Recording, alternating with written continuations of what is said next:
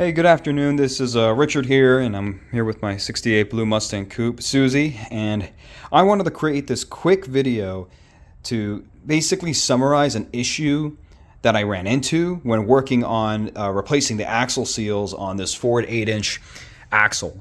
So basically, in summary, I had a leaking axle seal on this driver's side, and it leaked a tad bit on the passenger side, but it really wasn't that bad. This was the problematic side. The reason being for it was an improperly installed axle seal. So this one came off the passenger side of the vehicle. I kind of destroyed it, but it's a Ford original seal. It did its job for over 50 years. Like, it barely leaked, but it was time to replace it. You know, that did its job.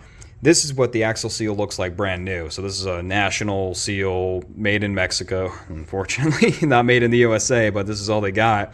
So this is what they look like brand new. I bought a spare one just in case, but this is the same national seal. So someone replaced this driver's side at some point and they didn't install it right. And they didn't seat it all the way, and it's tapered, and the axle retainer ring on the axle, whenever they were trying to install the axle again, the axle retainer nut or ring bashed itself into this axle seal because this thing wasn't seated all the way. And since the axle couldn't seat itself all the way, what ended up happening was it bent the axle retainer plate, and it bent it kind of outward, so that now I had inward and outward play in, you know, the axle plane, if you will. So you're not supposed to have any axle play inward or outward, you know, up, down, fore, or aft.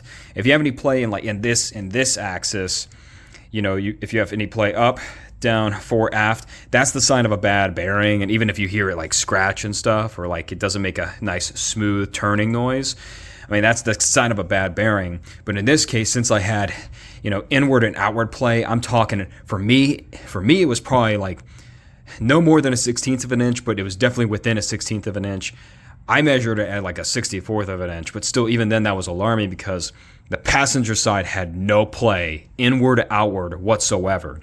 So I did research, found out the plate had bent. So in order to fix this, what I did was I went on the internet, found these new axle retainer plates. There's the part number, MSR 9750, Moser Engineering. I bought this on Summit Racing. Got delivered literally the next day.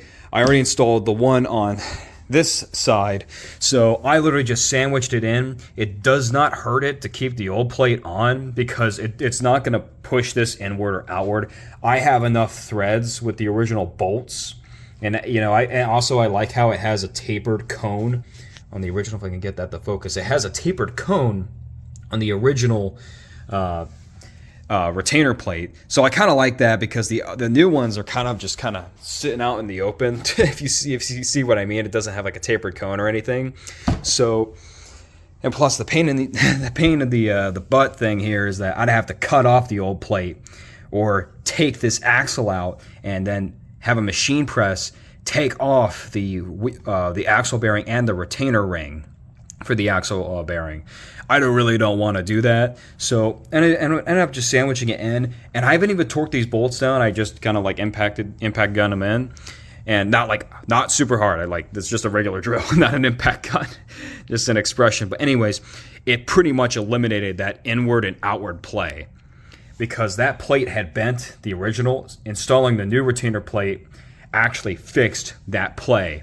And trust me, you don't want play in this because, you know, you don't want any damage happening to that axle bearing, you know, whether it's, you know, up and down, forward and aft, or, you know, the inward outward movement. Over time, that could sit there and cause unnecessary movements for that bearing. Now, granted, they're tough bearings, you know, they can handle the force and the everyday, you know, use if you're actually dailying these or, you know, racing these. They can handle the force. But the problem is you don't want movement that the engineers, and I'm an engineer, you don't want movement that the engineers didn't intend it to have. So eliminate any play you have in this.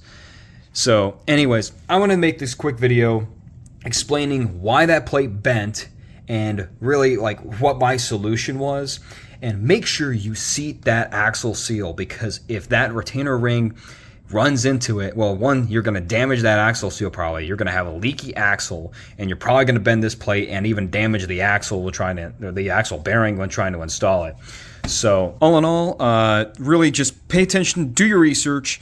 That's what I would tell anybody who's working on their cars. Make sure you do your research before you go spending a lot of money on parts. Sometimes it helps to have a Ford shop manual, or, well, in my case, a Ford shop manual, a car manual. It helps knowing what you're working on and learning and understanding it first. I know people sit there and say hands-on is a great way to learn things, and that's true, but, having a bit of hands-on and theoretical, or like some background context, is a great way to learn and understand what's really going wrong. And as a great problem-solving method to, fixing your car or pretty much fixing anything. So anyways, that's all I wanted to address.